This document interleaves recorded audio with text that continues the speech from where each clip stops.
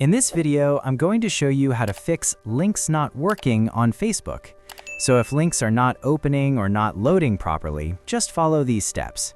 Now the first thing you want to do is open the Facebook app on your phone. Now once Facebook opens, tap on the menu icon and then tap on the settings gear icon. Now when the settings page opens, scroll down until you find the section called Preferences. Now inside Preferences, tap on Media. Now scroll all the way down and look for the option called Links. Now here, what you want to do is enable the option Open Links in External Browser. Now once you turn this on, Facebook will start opening links using browsers like Safari or Google Chrome instead of the Facebook in-app browser, which is usually the cause of links not loading. Now after enabling it, just go back and try opening a link again, and it should work normally. And that's it.